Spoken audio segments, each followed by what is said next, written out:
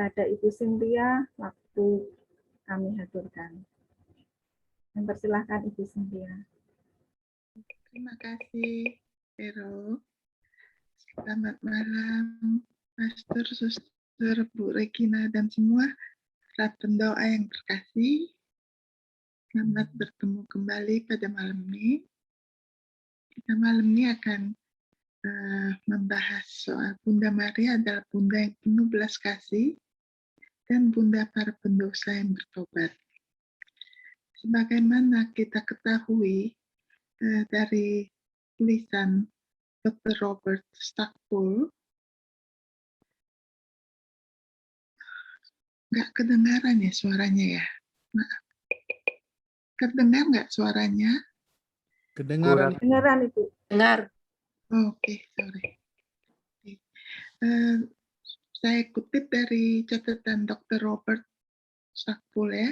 Dia adalah direktur dari Institute Divine Mercy dari St. John Paul II di Washington DC ya.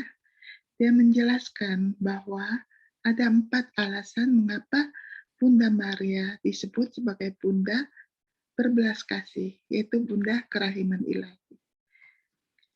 Ini Dr. Robert Stackpole itu adalah dari Kanada dia, tapi sekarang dia sudah pindah ke Amerika.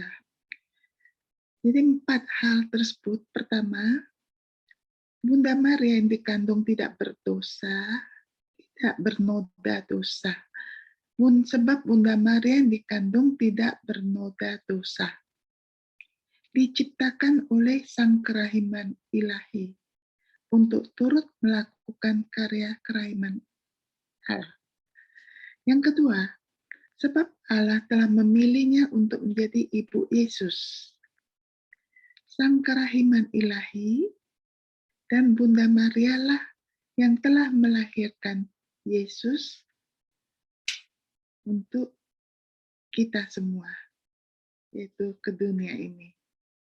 Yang ketiga, sebab Bunda Maria melaksanakan karya kerahiman, yaitu karya belas kasih Allah, dengan menunjukkan bagaimana caranya untuk menjadi murid Kristus yang sejati. Yang keempat, sebab Bunda Maria senantiasa menjadi pendoa syafaat bagi kita, yang membawa permohonan-permohonan kita kepada Allah. Ya, itulah yang kita ketahui mengenai Bunda berbelas kasih, Bunda penuh belas kasih ya. Jadi itu rangkuman yang diberikan oleh Dr. Robert Stackpole. Kita kembali ke bacaan hariannya Santa Faustina nomor 330. Dalam buku hariannya Santa Faustina ya, menuliskan pengalaman rohaninya saat mendoakan doa novena bagi intensi Bapak pengakuannya ya. Di akhir dari doa novena tersebut, saat ia mendaraskan doa Salam Maria, ya Ratu, ia melihat Bunda Maria menampakkan diri kepadanya dengan menggendong anak-anak Yesus, sambil berkata, aku bukan hanya Ratu Surga, tetapi juga Bunda belas kasih, Bunda kerahiman, dan juga Bundamu. Itu dikatakannya kata-kata itu. Jadi perkataan ini serupa dengan apa yang pernah disampaikan oleh Bunda Maria kepada Santa Brigida dari Swedia di abad ke-14. Akulah Ratu Surga dan Bunda kerahiman. Akulah kesukaan bagi orang-orang benar dan pintu yang melaluinya para pendosa akan dibawa kepada Tuhan. Jadi ini kepada Santa Brigida, tadi kepada Santa Faustina. Jadi yang kedua, perlindungan Bunda Maria sebagai ibu orang beriman, sebagai bunda kita semua, Bunda orang beriman. Dan Bunda kerahiman, Bunda berbelas kasih, juga kembali dinyatakan oleh Bunda Maria kepada Santo Juan Diego yang dari Guadalupe di abad ke-16 dan kepada Santa Bernadette Soubirous di abad ke-19. Maka, walau istilah Bunda kerahiman mungkin dianggap baru, tapi sebenarnya ya disebut telah berada sejak abad awal. Sejak gereja memohon kepada Bunda Maria untuk memberikan perlindungannya dengan doa-doa syafaatnya. Jadi kalau ingat doa syafaat dari Bunda Maria, dari gereja memohon berdoa, itu ada bunyinya sebagai berikut, di bawah kerahimanmu kami berlindung, oh Bunda Allah. Jangan menolak permohonan kami dalam kesesakan, tetapi bebaskanlah kami dari mara bahaya yang oh Engkau yang suci dan terberkati. Itu kepada Bunda Maria doa itu dibawa oleh gereja ya. Dan kita lanjut lagi sebagai Bunda para pendosa yang bertobat. Ini saya kutip, saya ambil dari The Glories of Mary dari Saint Alphonsus Liguori. Ya, dari bab 1 bagian ke-4.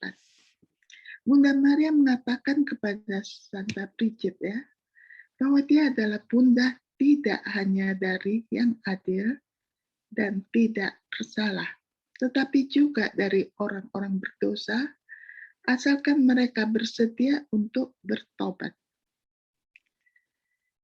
Oh, betapa cepatnya seorang pendosa yang menginginkan perubahannya dan yang bangkit berdiri menemukan ibu yang baik ini, bunda yang penuh belas kasih ini, untuk merangkul dan membantunya jauh lebih banyak daripada ibu duniawi manapun. Jadi Bunda Maria hadir tuh betul-betul sebagai bunda kita ya, bunda satu-satunya lebih melebihi ibu yang kita ada di dunia ini. Santo Gregorius yang ke-7 menulis dalam pengertian kepada Putri Matilda berkata, putuskan untuk tidak berbuat dosa lagi.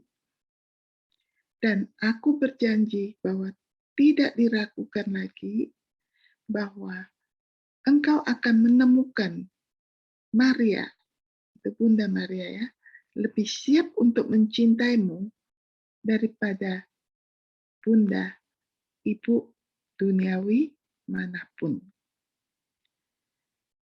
Dari Santo Gregorius 7 ya. Ini ada bahasa Latinnya, saya nggak baca lagi deh. Susah banget bacanya ya. Dan yang berikutnya, tetapi siapapun yang bercita-cita menjadi anak dari bunda yang hebat ini, Bunda Maria, pertama-tama harus mempunyai komitmen ya, untuk meninggalkan dosa, dan kemudian berharap untuk diterima oleh Bunda Maria. Catatan dari Richard dari Saint Lawrence atas kata-kata Amsal, bangkitlah anak-anaknya. Jadi di sini mengatakan bahwa kata bangkit terlebih dahulu, kemudian kata anak-anak. Jadi untuk menunjukkan bahwa tidak ada seorang pun yang dapat menjadi anak dari Bunda Maria tanpa terlebih dahulu berusaha bangkit dari kesalahan yang membuatnya jatuh. Karena dia yang dalam dosa berat tidak layak disebut anak dari Bunda Maria yang demikian. Jadi dari Saint Peter Christologius berkata bahwa dia bertindak dengan cara yang berbeda dari Bunda Maria. Menyatakan dengan demikian bahwa dia tidak akan menjadi putranya. Artinya tidak akan menjadi putra dari Bunda Maria. Dia yang tidak melakukan pekerjaan bundanya, yaitu pekerjaan ibunya, meninggalkan silsilahnya.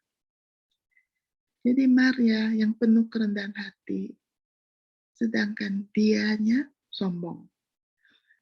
Bunda Maria yang murni, sedangkan dianya jahat. Bunda Maria yang penuh cinta, sedangkan dianya membenci tetangganya. Dengan demikian, ia memberikan bukti bahwa ia bukanlah dan tidak akan menjadi putra dari Bunda yang kudus ini, Bunda Maria. Jadi kita bila ingin menjadi putra-putri Bunda Maria, kita sungguh-sungguh harus meninggalkan segala sesuatu dosa yang tidak berkenan oleh putranya, yaitu Yesus Kristus. Kata Richard dari St. Lawrence ya, anak-anak Bunda Maria adalah penirunya.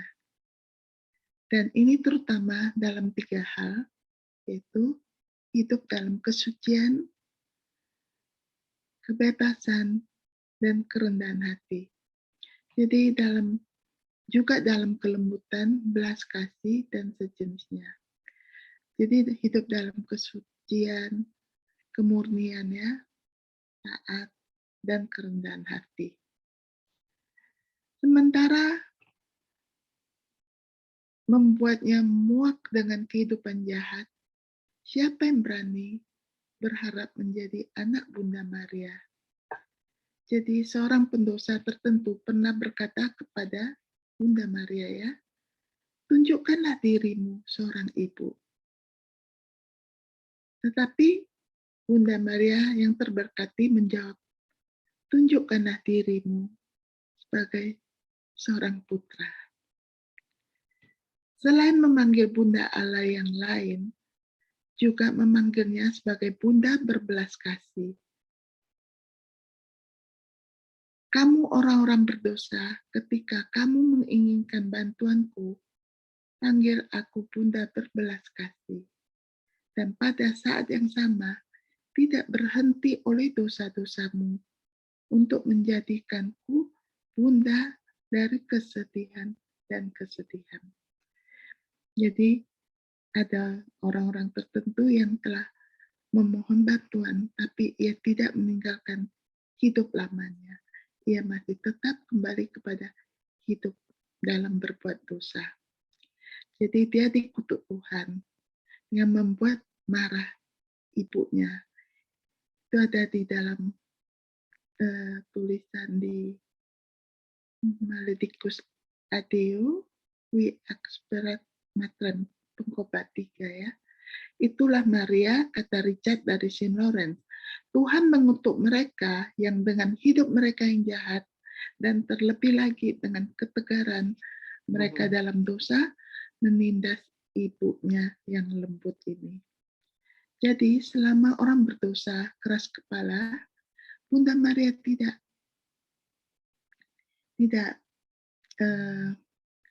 bisa menerima, selalu berusaha agar manusia tersebut bertobat. Maka dimintalah kita untuk bersama-sama berdoa di dalam doa Rosario, membawa pertobatan dunia.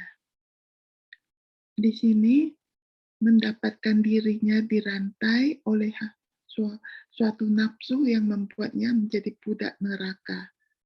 Jadi merekomendasikan dirinya kepada Bunda Perawan terberkati dan memohon padanya dengan keyakinan dan ketekunan untuk menariknya dari keadaan dosa di mana dia berada. Jadi menarik dari dosa di mana ia berada, mungkin ada tidak diragukan lagi, Bunda yang baik ini akan mengulurkan tangannya yang kuat kepadanya akan melepaskannya dari belenggu dan membawanya ke kondisi keselamatan. Jadi doa-doa yang kita panjatkan itu sangat-sangat dibutuhkan bagi pendosa-pendosa ini yang akan diselamatkan melalui doa-doa, rosario, dan Bunda yang berbelas kasih ini. Doktrin bahwa semua doa dan pekerjaan yang dilakukan dalam keadaan dosa adalah dosa. Dikutuk sebagai bid'ah oleh Konsili Trente yang sakral.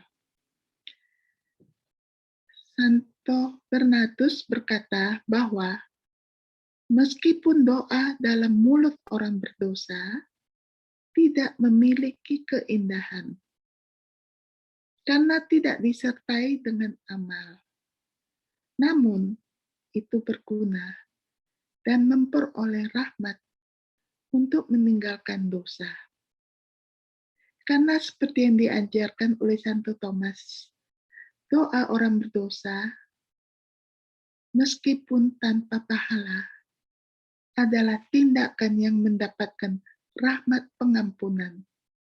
Karena kekuatan interpretasi tidak didasarkan pada jasa dia yang meminta, tetapi pada kebaikan, kerahiman Allah Bapa.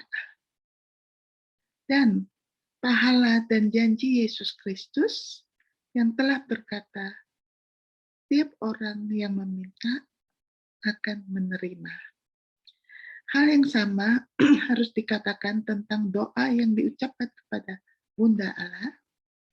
Jika dia yang berdoa, kata Santo Anselmus, tidak pantas untuk didengarkan, jasa Bunda yang dia rekomendasikan sendiri akan menjadi perantara secara efektif.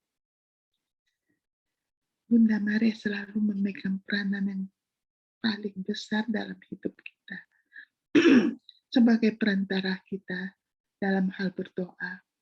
Oleh karena itu, Santo Bernard menasihati semua orang berdosa untuk meminta bantuan kepada Bunda Maria, memohon padanya dengan sangat percaya diri, karena meskipun orang berdosa sendiri tidak mendapatkan rahmat yang dia minta, namun dia menerimanya karena perawan terberkati ini yang meminta dan mendapatkannya dari Allah Bapa karena jasa-jasanya sendiri.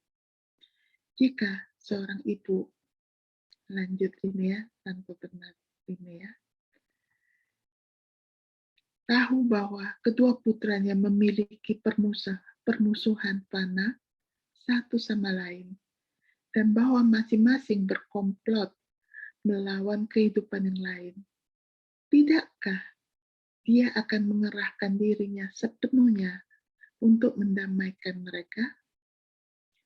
Ini akan menjadi tugas seorang ibu yang baik. Dan demikian, selanjutnya, bahwa Maria, Bunda Maria bertindak karena dia adalah Bunda Yesus dan Bunda kita semua. Ketika dia melihat orang berdosa yang bermusuhan dengan putranya Yesus Kristus, dia tidak bisa menahan dirinya dan melakukan semua usaha dengan kuasanya untuk membuat perdamaian di antara mereka. Wanita yang paling bijaksana ini hanya meminta orang berdosa untuk merekomendasikan dirinya sendiri kepadanya dan dengan tujuan mengubah dirinya. Ketika Bunda Maria melihat seorang berdosa di kakinya memohon belas kasih padanya, dia tidak mempertimbangkan kejahatan yang dimilikinya, tetapi niat yang dimilikinya. Dan jika ini baik, bahkan jika ia telah melakukan semua kemungkinan dosa, Bunda yang penuh belas kasih akan memeluknya dan tidak meremehkan untuk menyembuhkan luka-luka jiwanya. Karena dia tidak hanya disebut bunda berbelas kasih, tetapi begitu sungguh-sungguh dan menunjukkan dirinya seperti itu melalui cinta dan kelembutan yang dengannya dia membantu kita semua. Dan inilah tepatnya dikatakan perawan terberkati sendiri kepada Santa Brigid. Betapapun besar dosanya seseorang, saya segera siap untuk menerimanya ketika dia bertobat. Saya juga tidak memperhatikan jumlah dosanya, tetapi hanya niat dia datang. Saya tidak meremehkan untuk mengurapi dan menyembuhkan luka-lukanya, karena aku dipanggil dan sungguh sebagai bunda yang berbelas kasih. Maria adalah bunda orang berdosa yang ingin bertobat. Dan sebagai bunda, ia tidak dapat melakukan selain dari menyayangi mereka. Terlebih lagi, dia tampaknya merasakan penderitaan anak-anaknya yang malang, seolah-olah mereka adalah anaknya sendiri. Ketika wanita Kanaan memohon kepada Tuhan untuk membebaskan putrinya dari iblis yang merasukinya, dia berkata, "Kasihanilah aku, oh Tuhan, putra Daud. Putriku sangat diganggu oleh iblis. Tetapi sejak putrinya, bukan ibunya, yang tersiksa, dia seharusnya berkata, Tuhan, kasihanilah putriku, dan tidak kasihanilah aku. Tapi tidak, dia berkata, kasihanilah aku. Dan itu benar, karena penderitaan anak-anak dirasakan oleh ibu. Mereka seolah-olah mereka sendiri yang menderita untuk anaknya. Maka Bunda Maria juga demikian halnya, dia merasakan penderitaan kita.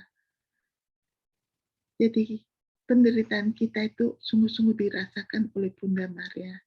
Makanya Bunda Maria sangat penuh belas kasih kepada kita semua. Dan justru demikian kata Richard dari Saint Lawrence. Bunda Maria berdoa kepada Tuhan ketika dia merekomendasikan seorang pendosa kepadanya, kepada Tuhan ya, yang telah meminta bantuan kepadanya. Dia berteriak untuk jiwa yang berdosa. Kasihanilah aku, Tuhanku.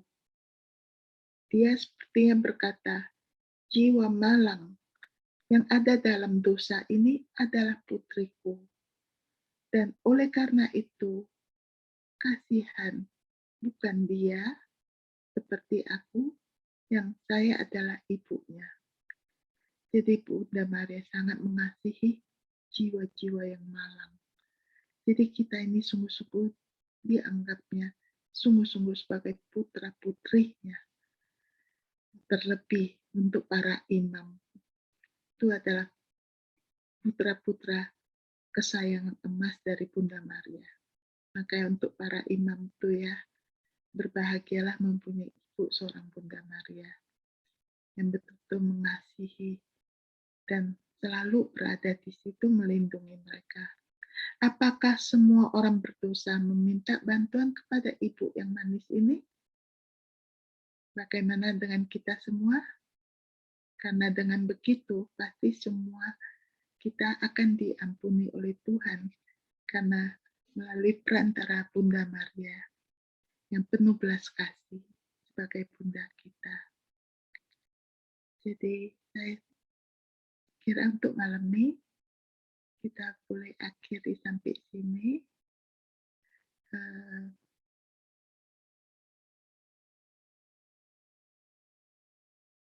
Ya, kita boleh akhiri dulu sampai sini karena mengingat besok mau bangun pagi untuk bersiap-siap dalam doa 2000 Salam Maria. Ya, demikianlah untuk malam ini. Terima kasih. Saya kembalikan kepada Ibu Vero.